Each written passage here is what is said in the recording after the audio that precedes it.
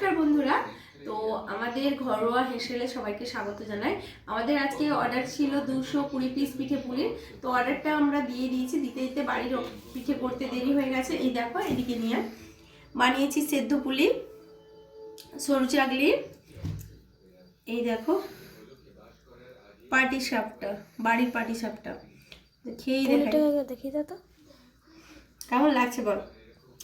তুই একটা খা। ওকে, দারুণ লাগছে বন্ধুরা। সঙ্গে আছে দুধ পুলি।